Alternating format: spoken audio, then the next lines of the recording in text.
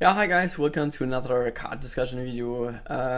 Since my last few six have already been revealed, so I have to discuss a little bit more this time. And yeah, so we just start right after I pointed out, like always, that I just want to provide some aspects, some arguments, just my own personal opinion. But you should also make your own thoughts on that. I've seen cards are discussed widely. Even pro players have completely different opinion about this, so it's really hard. Okay, but now we start with Root of Northdoors. I'm not so sure about the pronunciation. I think it is. I have read something. It should be like this. Anyway, so it's a 3-mana 2/2 common card, and with the Death Rattle, it gives every minion +1/+1. So set wise, of course, this is a really bad card. The 3-mana 2/2 is not really good. So how good is the Death Rattle? So giving everyone +2/+2 actually is not bad. So if you just can give it to two people, you get 4/4 instead, which is value for 3-mana. But the problem is that it's a Death Rattle, so when you play it, you cannot, of course you could somehow kill it at the same time, but then you need to spend other resources on that, and I don't think that makes a lot of sense. So you play it, and then your opponent does something, and then in the next turn, if your opponent haven't killed it, then you can kill it. So if your opponent is killing it, you cannot control it. So you might clear all your other minions before, and then can also clear this guy. If it survives, then it is it's better, because then you can play something and then somehow sacrifice this little guy. But it's actually a little bit hard to pull off. If it doesn't work and it's really a 2 health minion, it's get killed so easily. It is really not. It's really hard to pull that off. You cannot get the Death Rattle on a lot of minions consistently, so that's why I think this minion is not that good. So far from what we know, I don't know. I don't think it's that good. Also in Arena, it has more or less the same problem. I think if it gives another one +1/+1, it's okay from the value. If you can always make this happen, I'm not so sure. If you're behind on the board, you cannot play this at all. So if you have some stuff on the board and you can play it, then you're already ahead. Then it's nice. If you can play it on an empty board, it might give then your next minion +1/+1, which would be okay, but most likely it's not going to kill the other card on the board. So yeah, I don't think I think it's both constructed and Arena not really that good. Okay, great. So we come to the next card. It's Undercity Huckster, 2-mana 2/2. It's a rogue card. With the Death Rattle, it adds a random class card from your opponent's class to your hand. So 2-mana 2/2 with a Death Rattle, which gives you a card, is actually quite good value. A Loot Hoarder, for example, has 2/1 stats, but then you get a card of your from your own deck. So yeah, it has 1 health more than the Loot Hoarder. The Loot Hoarder has the advantage you get some out of your deck, and those cards usually serve your purpose. I mean, there's a certain strategy behind your deck, and here from this guy, the Death Rattle, the card you get is quite random. You can get something really insane, and you might get some, since you get another class card. It opens up a lot of new variations, some really insane synergies, but you can also end up with a really bad card. So I think in if you just consider constructed right now, in really aggressive decks or decks which have a certain strategy like Oil Rook or Miracle Rook or so, this card is not really fitting. It would fit better in slower decks, control decks, or depending on how many other Death Rattle cards we will see, this might be a good card for the Death Rattle rogue, which got pretty good with the Unders Raptor, at least in the first 2 weeks of LOE. Yeah, but if the Death Rattle Rook, yeah, might be a thing in Standard, in Wild, if we will see a few more Death Rattle cards, maybe it will, and then this would fit quite nicely into this deck type. Yeah, but this is really not clear if this will, if we will see play this card or not. In Arena, the value is good. It's maybe not the best tempo card because it's just a 2/2 and it dies to a 2/3. But with your heater power, usually you're able to do this extra ping and so on, and you get a card draw. So that's actually a good card. So we come to the next one. Yeah, the Faceless Shambler. It's a 4 mana 1/1 minion with taunt, and the battle cry is copy a friendly minion's attack and health. So what this guy requires is a minion on the board, which itself is not so good if you need something to get value out of the card. If you're behind and you have nothing on board, and you cannot combo with another really good card, this is a dead card in your hand. It's also quite weak to silence. So for a lot of deck types, this card is not good. But I think it is good enough to see play in a few decks. You cannot, if you play something big and you want to wait for the next turn, you can't be sure about this. So you either, yeah, actually you have to make a combo with it. So you either have to wait until late game, so you can play a 6-drop and plus, and using this card, or and this I think is more interesting.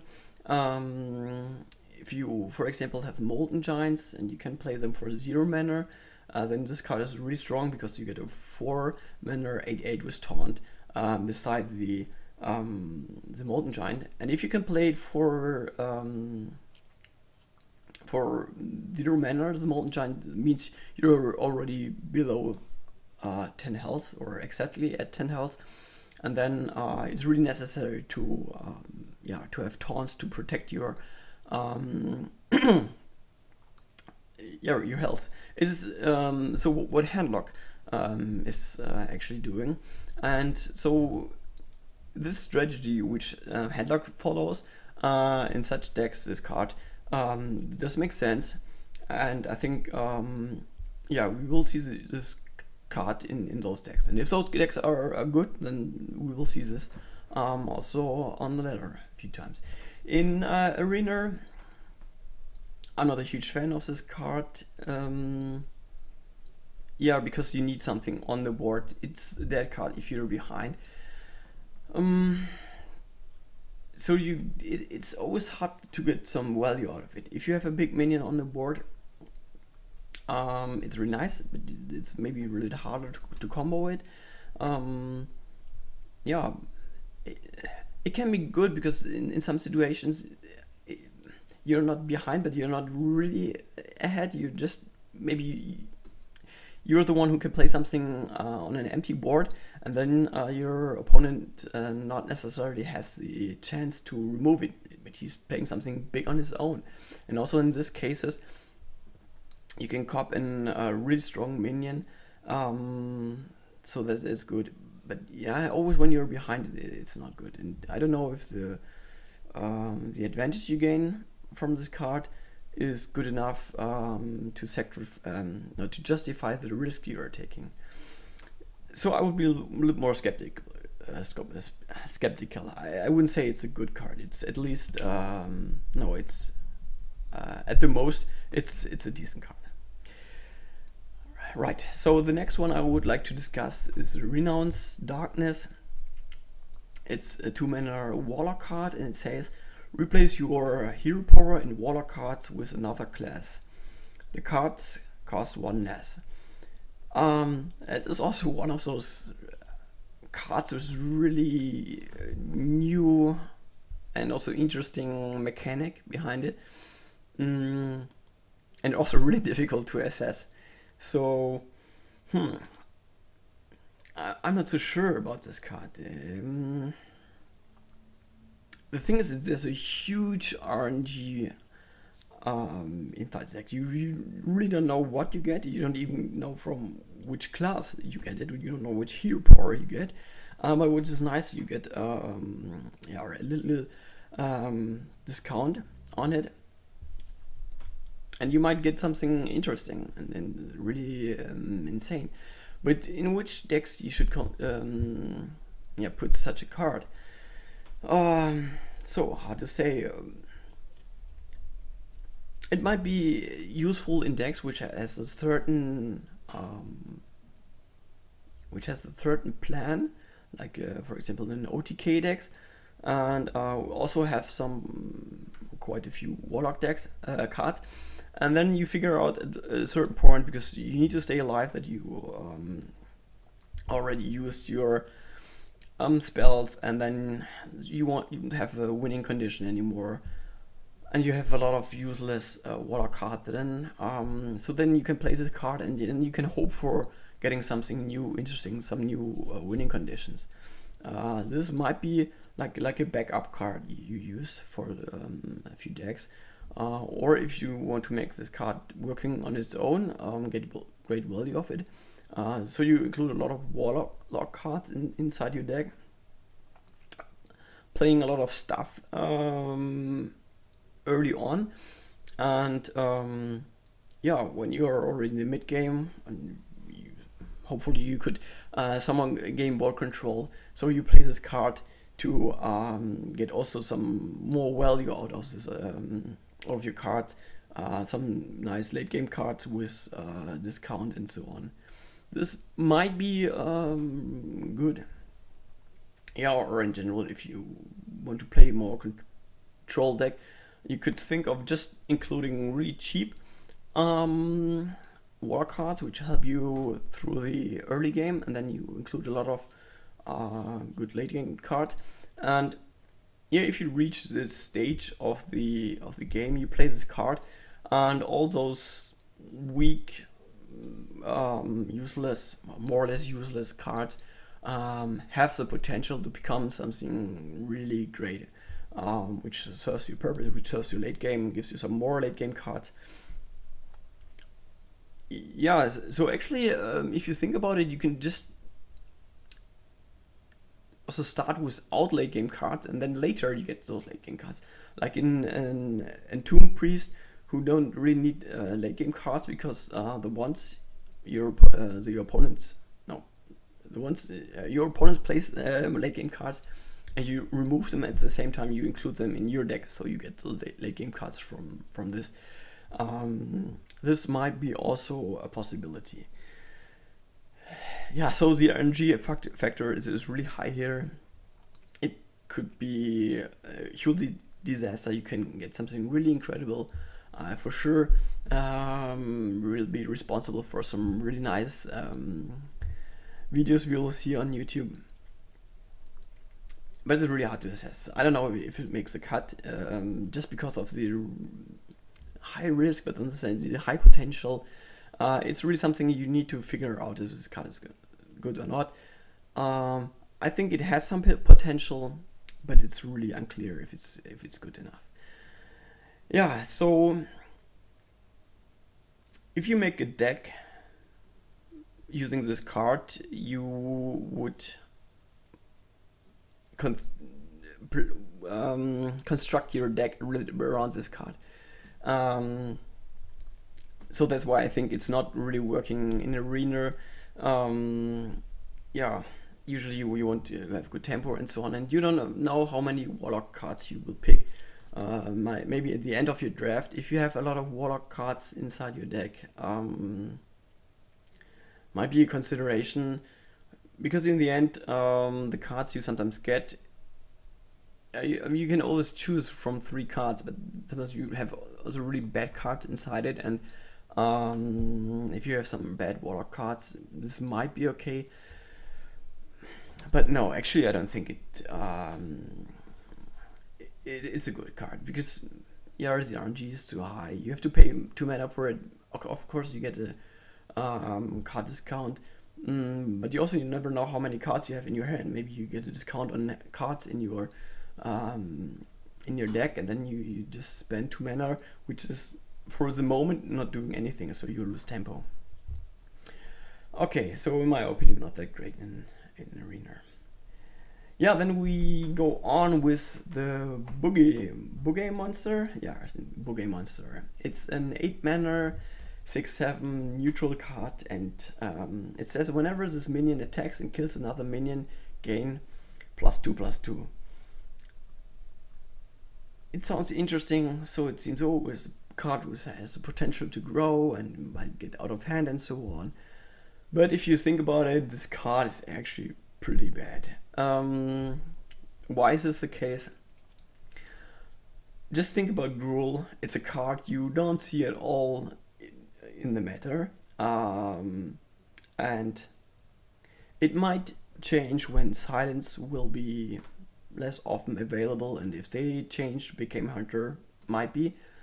Okay, then my Gruul might become a little bit better, but then you would take, of course, Gruul over this card for a really simple reason. Both cost 8 mana. The Gruul starts with 7/7, and it grows every turn by +1/+1. This one is a 6/7, so it starts with a little bit lower health. No, the health is the same, but we start with 1 less attack. And the thing is, you need to kill something to get the to make it grow. And Gruul gets those consistently all the time. Boogeymonster always gets it only when you are the one who's attacking and when you kill it. Since you just kill once, if you don't put your Windfury on this minion, you get it once for once per turn. But Gruul get always +2/+2 if you wait from one turn to your next turn, because it, yeah, simple math. So Gruul always gets it. It has better stats in the beginning, and also when you play it, your opponent on his turn is facing already an 8/8. So it has 1 attack, 1 health more than the Boogeymonster, so it's a little bit harder to remove. Only thing is, if Big Game Hunter will survive, then that this guy, for the first time you play it, cannot get BGH'd, but I don't think that's a really huge advantage. It's not good enough to justify to play this. So in my opinion, Gruul's better, and we don't see Gruul on ladder, and we won't see this if the meta is not completely changing and Gruul is getting awesome somehow. In this case, maybe yes. So yeah, in Arena, I think Gruul is is the most similar card you can compare it to. Gruul actually in Arena is not that bad. It's a little bit above average, since yeah, the value you get out of it is really good. It's okay to play a big minion with big stats, and yeah, it can get out of hand. This one also has the potential. Yeah, it's not that good, but it's I think it's an average card. So last but not least, we have, one second, so here we are. Northos, the Corruptor. It's a 10 mana card, 5/7 stats, and the battle cry says summon your death rattle minions that died this game. So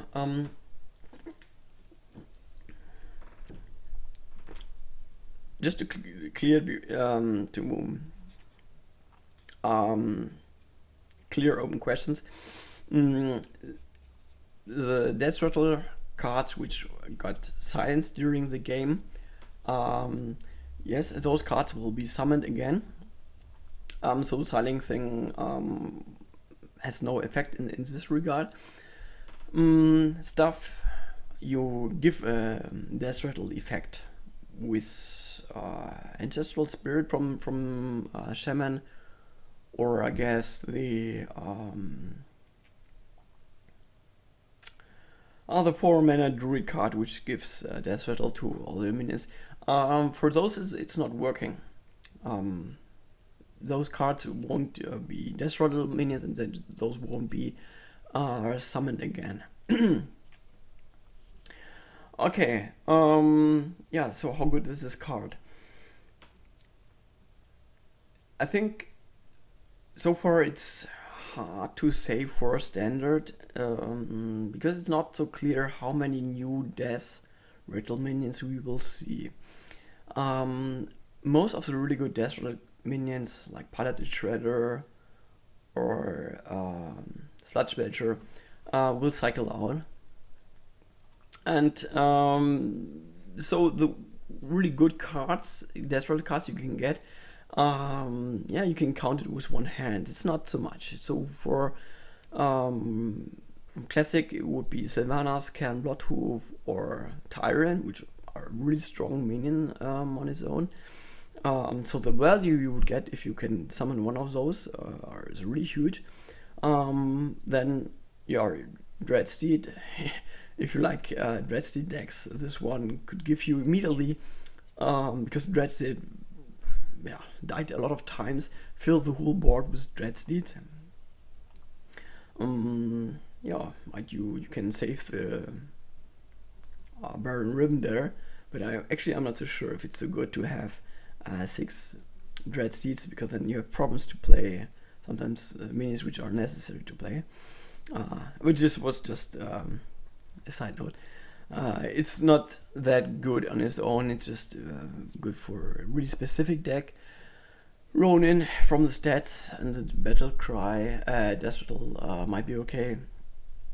And then what else do we see? Tomb Pillager or Mountain Raptors. Those are actually the death rattle cards which are not in GVG and Next Rammers, which yeah, you could play in standard, which are not that good. There are some death rattle minions. Yeah, the Northos Tentacle, the 1 minion 1/1 with death rattle deal 1 damage to everyone, or the Infested Tauren, which is but actually not a really good card. Or this little dude we saw in the beginning of the 3 mana 2/2. Yeah, of course, if you get it for free later, it's not bad. But you don't want to include them on your way to 10 mana, and you don't know when you draw this card. So if it's strong enough to build a deck around it with a lot of death rattle stuff, we have to wait. What else? How many other death rattle minions we will see, if they're strong enough. Yeah, otherwise it depends how much death rattle minions you would include into a control deck, but this is clearly for a control deck, but with this card you can outvalue your opponent by just playing 1 minion. You get yeah, 2 or 3 other minions which may be super powerful. Just think about it if you get Tyrant twice.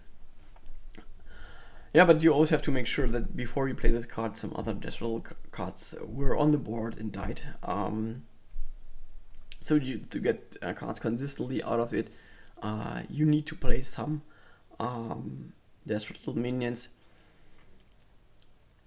Yeah, or at least create the deck in such a way that you won't have problems to survive as long as until you draw this card. Maybe something like anything can happen decks are working this way. You also need to go into the late game and you have a lot of removals and just for one or two really insane cards and yeah. So this might be something like this. So it's really hard to assess right now, depending on the Death Rattle minions we will see in the future. So yeah, first it seems for sure better in Wild than in Standard, just because you have so many really good Death Rattle minion which you easily can include into a lot of decks without really changing the strategy behind this deck. So yeah, this is constructed. So now for winner, stat wise 5/7 for 10 mana is pretty bad. So you really need to get something out of it. So then it's the question how many Death Rattle minions you have in your deck. The other question is how many Death Rattle minions did you get before you get this one. So if you have just 2 or so, they might be at the end of your deck, so this minion then is useless. So to get something out of it consistently, you need to have a few more than just 2 or 3 Death Rattle minions in your deck, and also to get the value out of it. Yeah, and besides that, it's a 10 mana card, which is really slow, and it's the only minion, the only minion you can play, or the only card you can play. So you also should get something which can help you. So everything with taunt would be nice, because then you cannot get overrun by your opponent by just playing something which has no immediate effect on the board. So a taunt would be nice. But this is everything for me, and personally I think it's 10 mana card, hard to pull off, hard to get really good value out of it. So I don't think it's a good arena card. There are sure better